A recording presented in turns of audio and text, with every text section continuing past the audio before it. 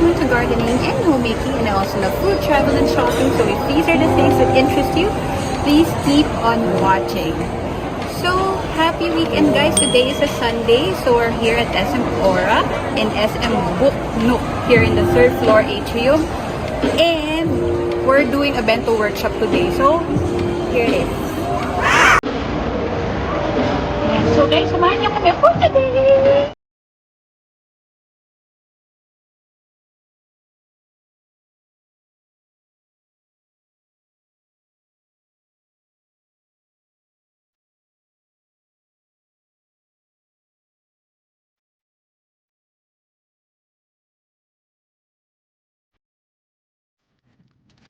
So this is what we have here inside. So, the bento box, baby wipes, vegetable cutters, plastic spoons, peeler, small knife, fine tip scissors, tweezers, and then finally the bento picks. These are the bento picks that we will be putting here. There. So ayan, the rest complete na. We'll just need to put the bento picks for the pink boxes.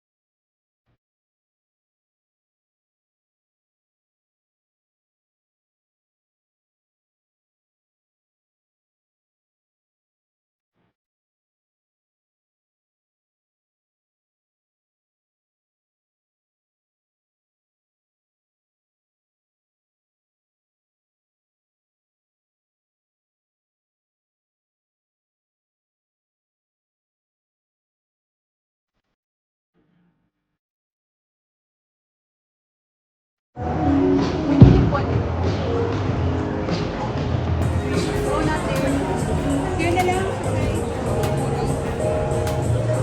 Or here.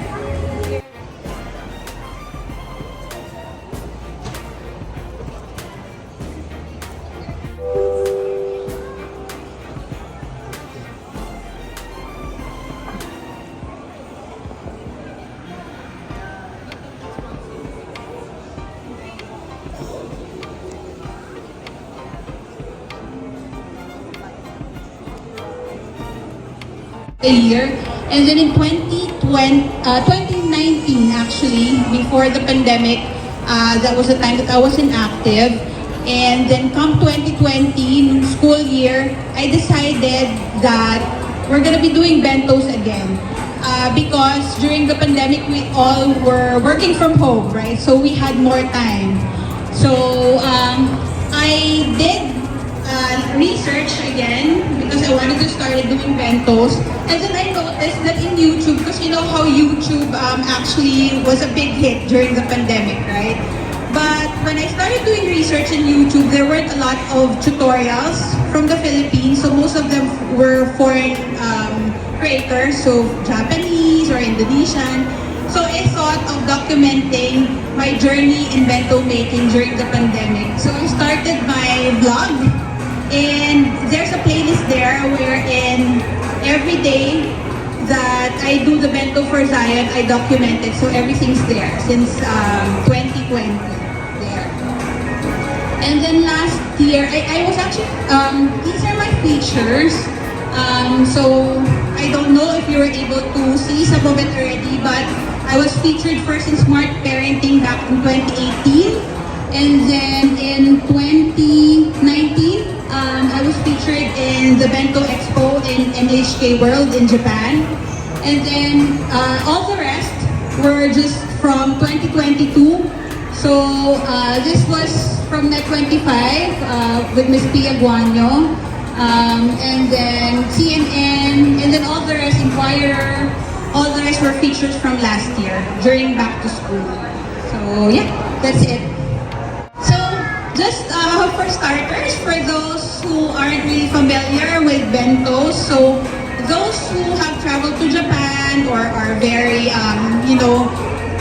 who wants Japanese cuisine, you might be familiar with bento already. But this is what bento means. So bento is actually a Japanese style packed lunch or a light meal that you take or to eat at work or school.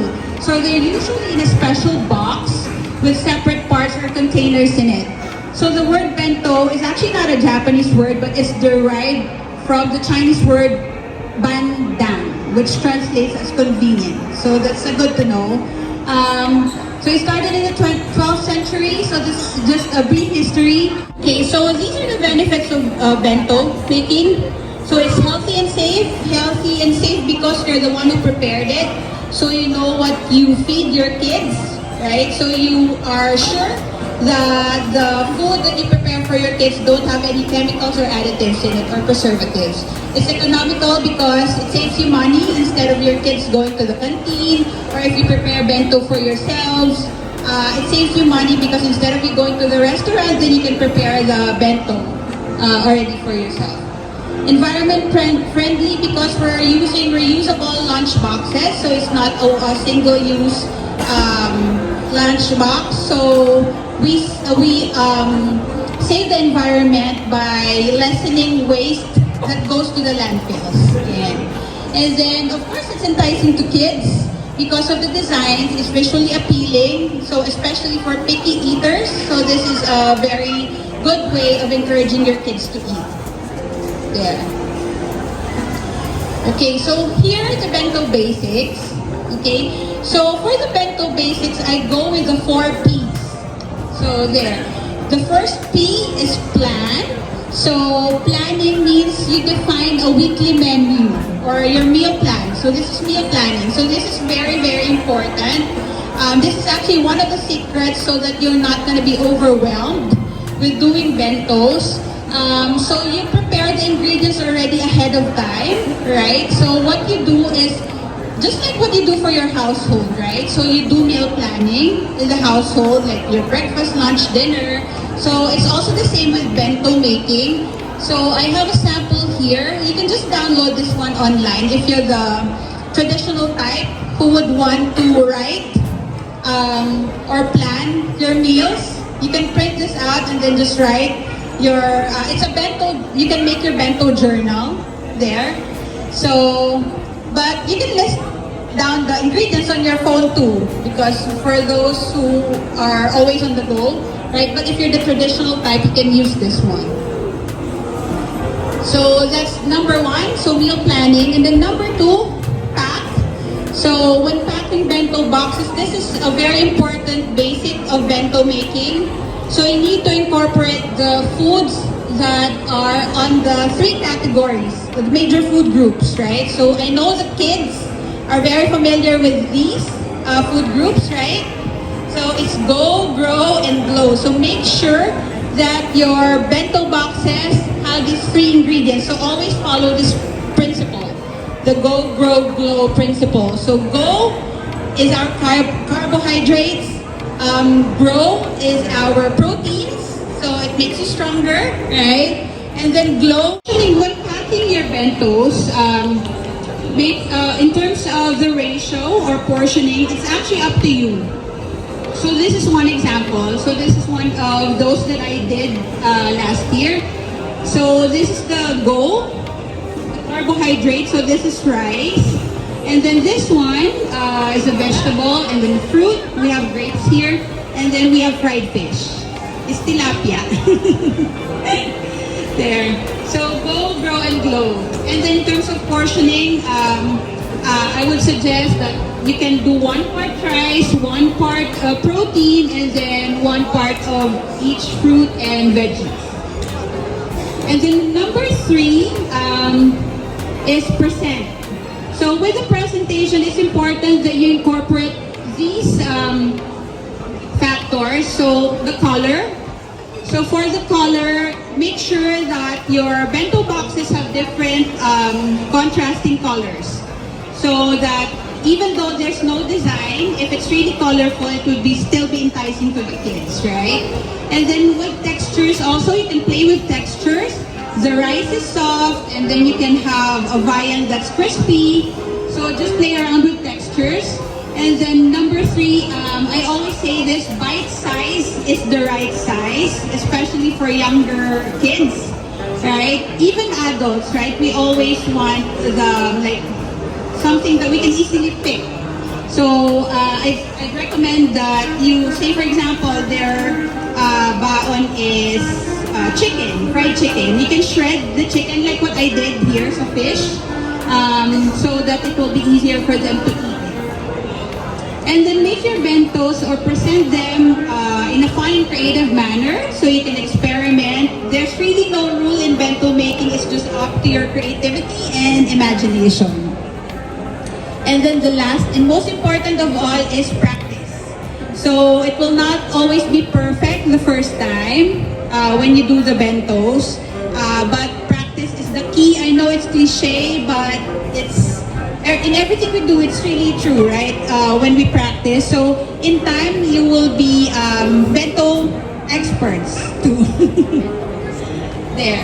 So this is just a short introduction now. I want to share with you, in terms of practice, these are actually the first bento boxes that I made. So this is way back in 2016. So I just wanted to encourage all of you that practice really makes perfect. So this is an owl. This is rice. This is my first attempt in molding the rice. There. And then I only did like simple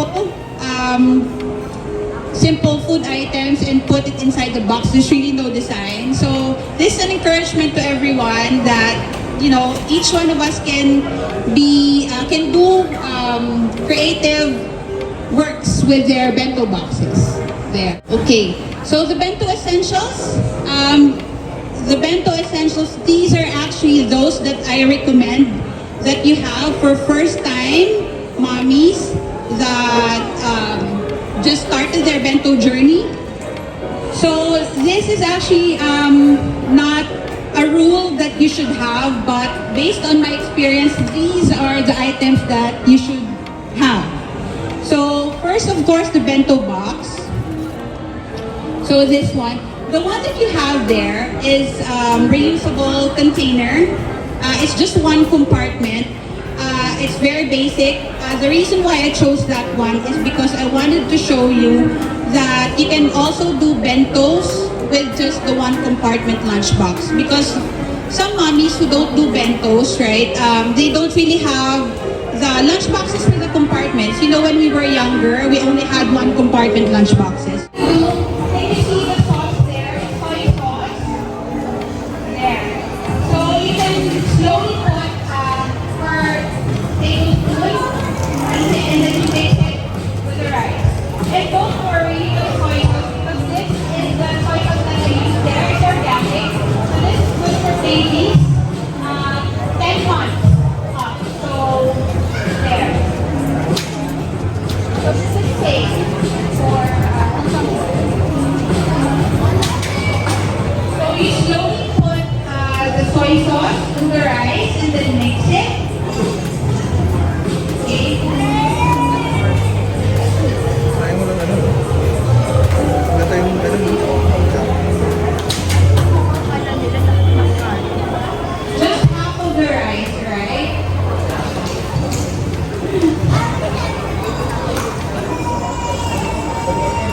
And then just mix it.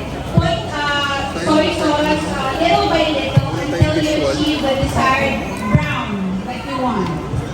So if you want it darker, you add more soy sauce. If you want it lighter, just make it, just lessen the sauce.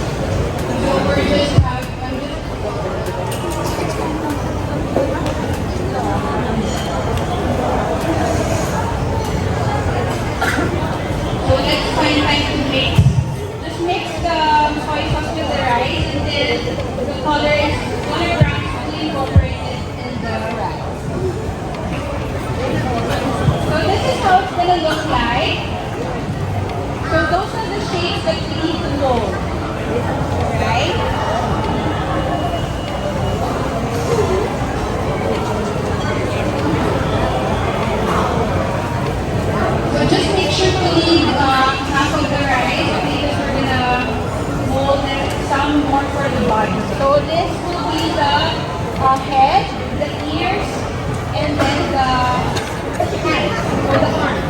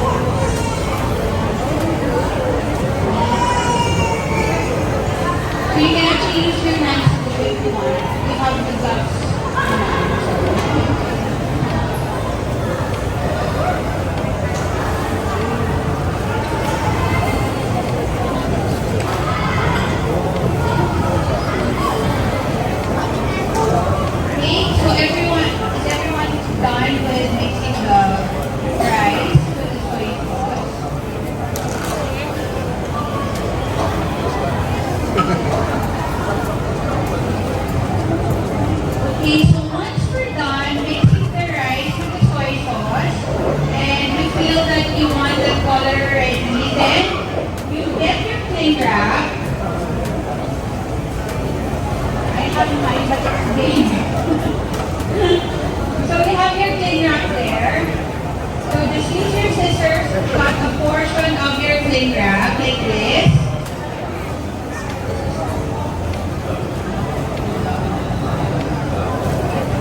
Here.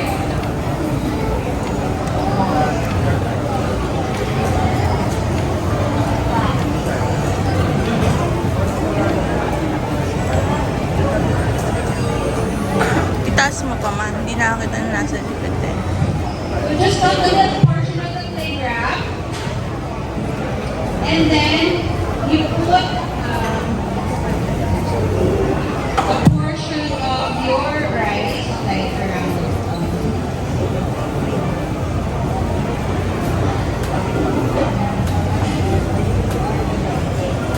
Okay, you put around 4 spoonfuls of the rice inside the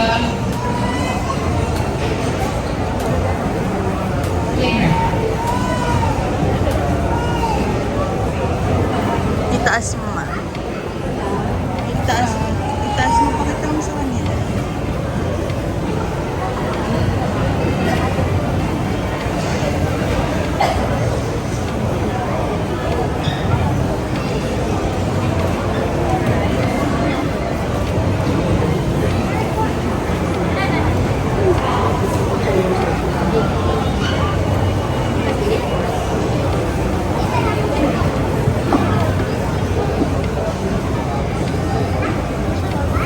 They put it in the cling wrap, so you can make it as the cling wrap as large as possible. Like to fold it nice and properly. Just wrap it like this. Wrap it into a ball. So put it inside the cling wrap. Make sure that it's like a head. This is for the head. Okay. So you want the head of the bear to be like that. Okay. So if you feel that it's too small, you can just add more rice. So maybe around 4 to 6.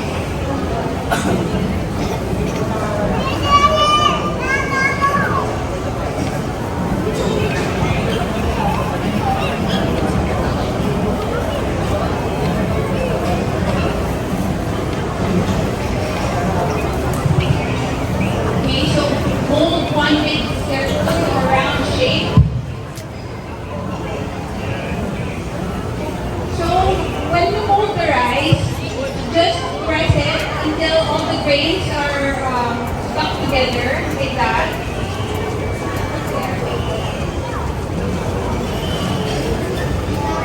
You can roll it in the palm of your hand too.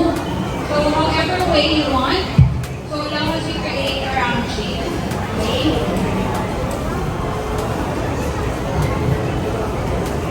And then after doing that, so is that for the head? Yeah. Bigger. You can add more rice. You can add more rice.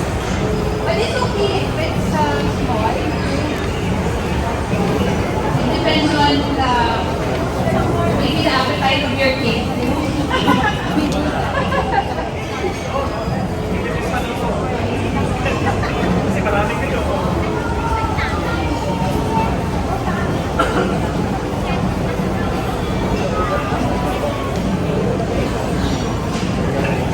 That's okay.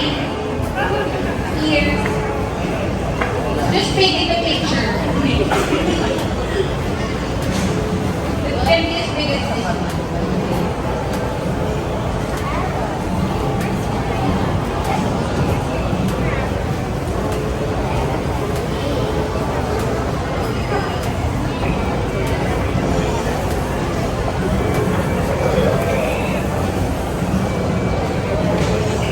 Here.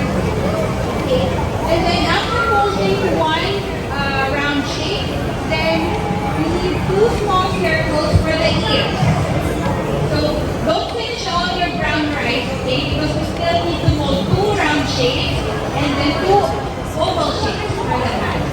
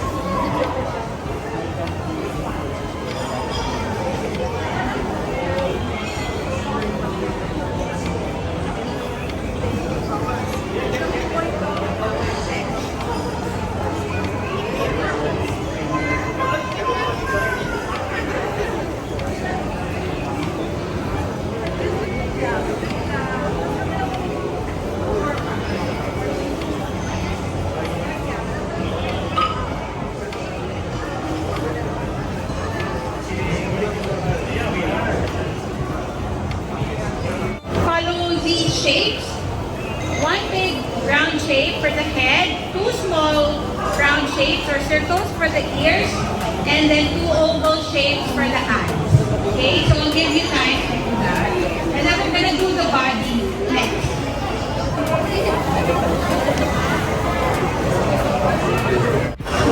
Can everyone see the monitor? Is it clear? So that's what we need to do. Again, it's easier to use it with to do it with the cling wrap. That's gonna be your best friend. If you want to mold character bentos, then it's really a must that you have the cling wrap. I normally buy one like this. It's a very big one. There. So that's just sampler. Those are just samplers, the cling wraps. But you can invest in one big cling wrap when you do it at home.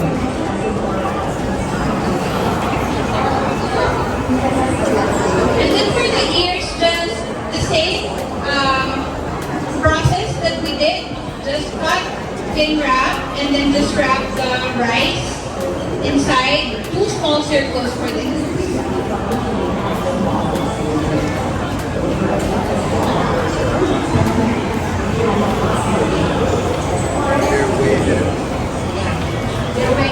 Someone's way ahead of me already. Have you done bentos in the past?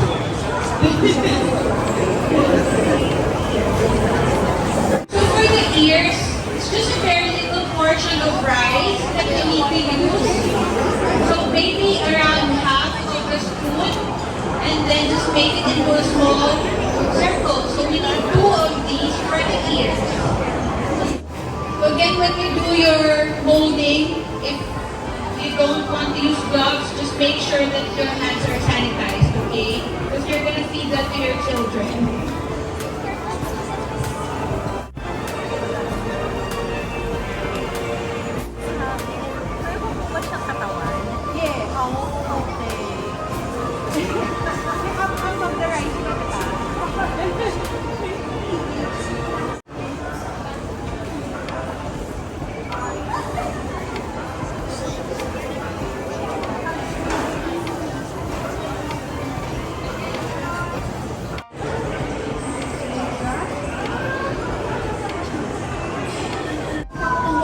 Everyone is done with the snout, the white rice. So is someone still doing the snout? So everyone's finished now with the snout and the head. Okay, so we're gonna do the bottom. It's a half circle or half oval shape. So what you need to do is get the yellow color and then get the remaining rice that you have and then slowly put the yellow color until you achieve your desired color. So the yellow sauce there that you're using is actually turmeric. So mix it first, okay, so that the turmeric powder dissolves and then put it on the rice. So don't worry, for your kids, you might think that it will taste something bad. But I've already tried it. It's just a little amount, and anyway, it's dissolved in water. When you put it in rice, there's really no taste if you use the turmeric. But another option for yellow, if you don't want to use turmeric powder and water, you can use the yellow part of the hard-boiled or soft-boiled egg to color your rice yellow. Alright, so that's another alternative. Okay, so get the yellow liquid there and then slowly put it on the remaining half of the rice. Okay, so for this one, we're going to use this for the body and then we're also going to use it for the cape. So the cape is actually optional. The other part of the yellow rice, so apart from the half circle,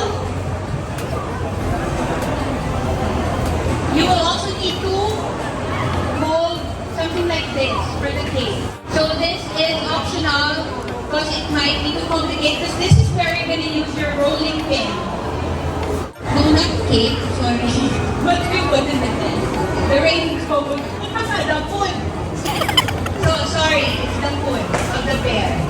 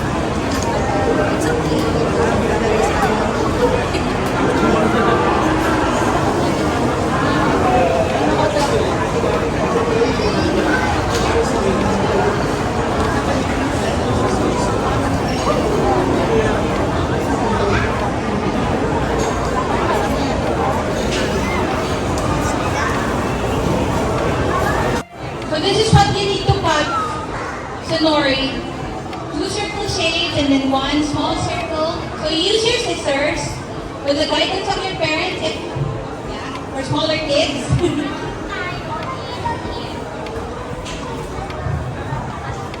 So for the nori, the darker the nori, the better because it means the that it's thicker. So the nori that we use should be the one. So for the hot dog,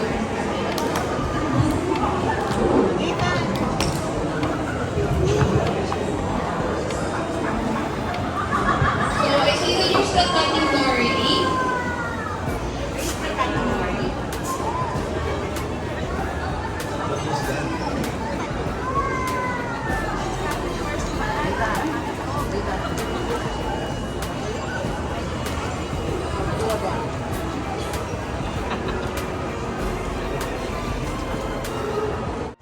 Here, this is the hot dog, right? So when you slice it diagonally like this, so slice it ng slant, there. And then get the two ends of the hot dog, and then it will be hard.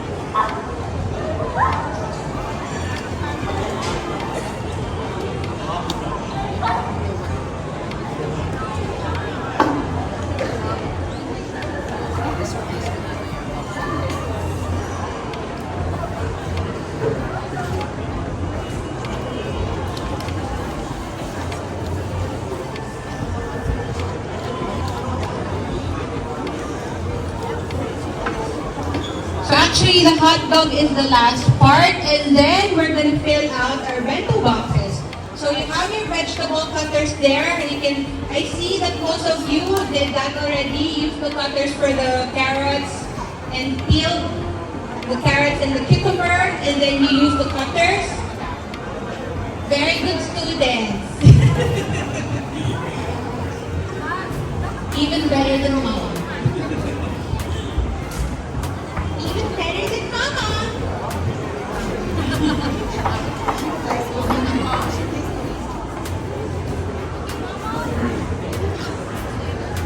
Very good. You did the heart, huh? You can cut the heart. You can use the...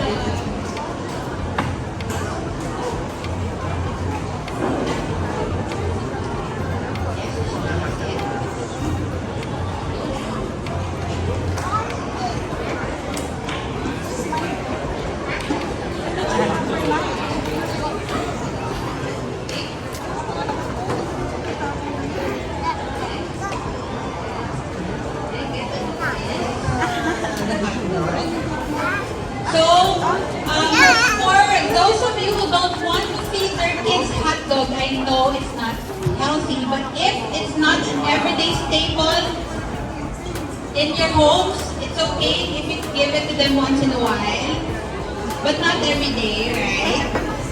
It's the same with sweet treats. I encourage you also It's sort of an R&R for your kids' rewards. If you put like sweet treats, say for example, gummy bears or chocolate candies, but not too much sweet, right? So in moderation. But there are also parents who want to give their kids just healthy food. No candies, no, that's also okay. So you're always empowered to put whatever you want inside your kids' lunch boxes, alright? So that's what's good about bento making because you have the power as a parent to choose the food that you want to feed your kids.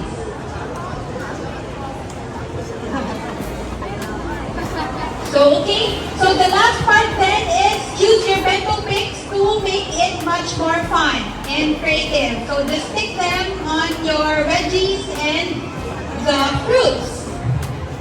And that's it. Then we're gonna take a picture of your bento boxes.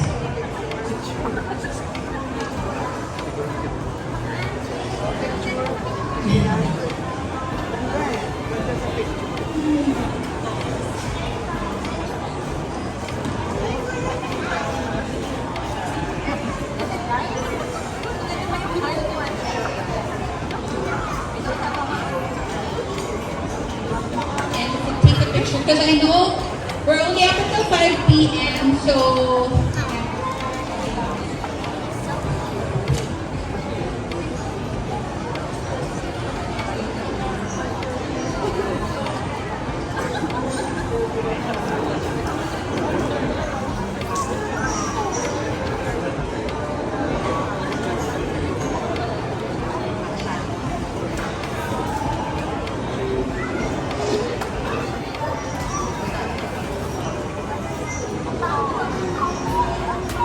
let me take a picture.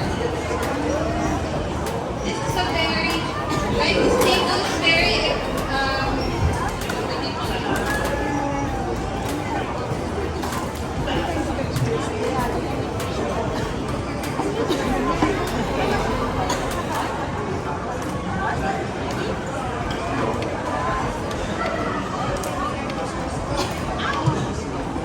this is an example of just having fun.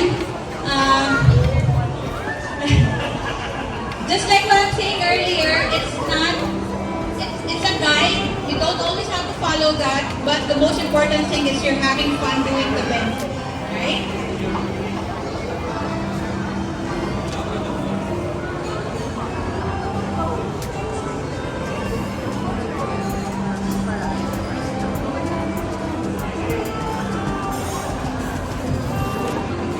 And then,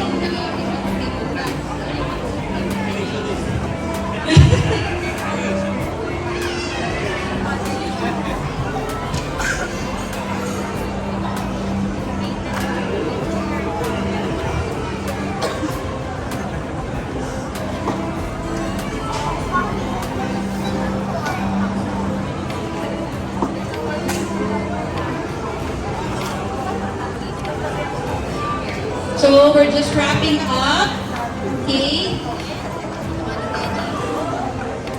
Thank you everyone for your time today.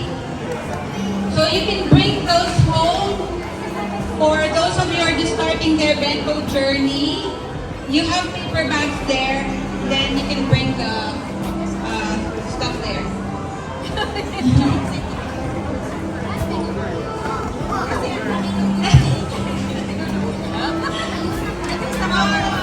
We'll take a picture.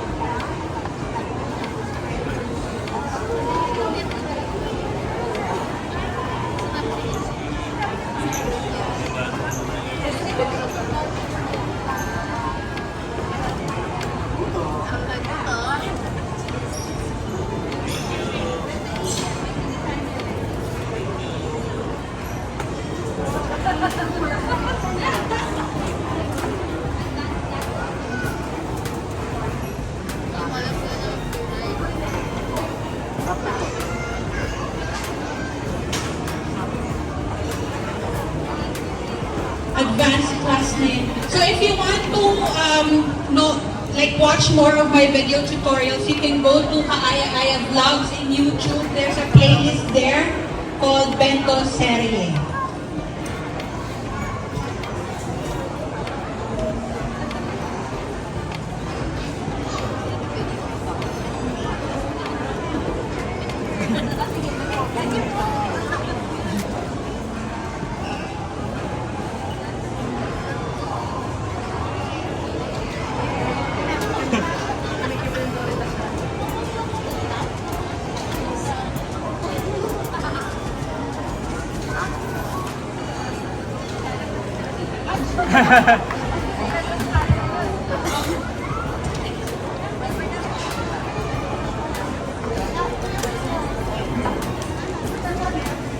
Take a picture with these are one of the early birds. Thank you very much, Mommy and kids.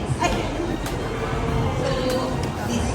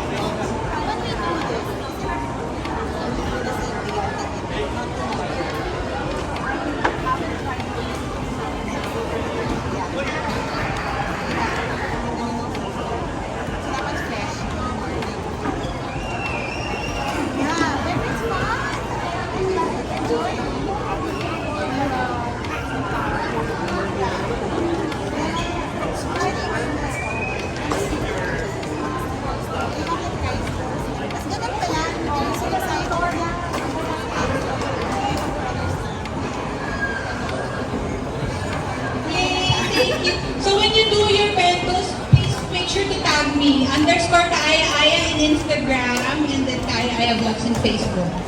And if you want to watch more videos, then it's also the channel, Kaayaaya Vlogs in YouTube.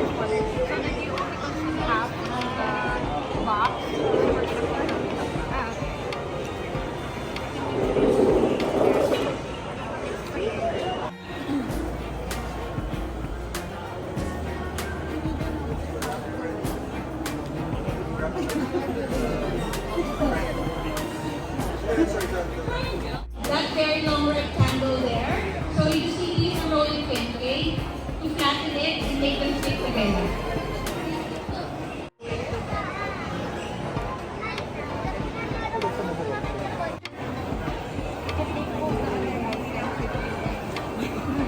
If you lack ingredients, there, make it longer. Look, it's my perfect.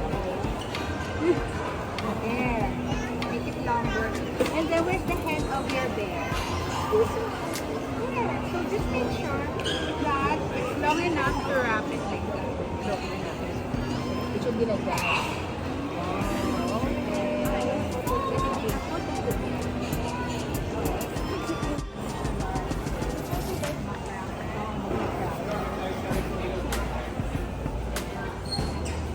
And para thinner siya. Kaya use the rolling.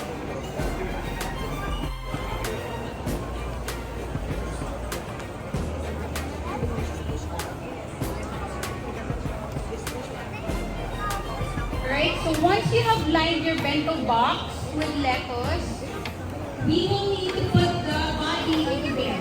Okay? We have the character bento. Okay?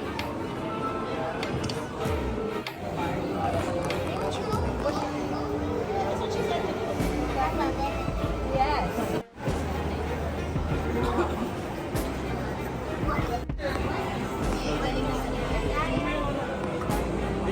The chubby bear is here.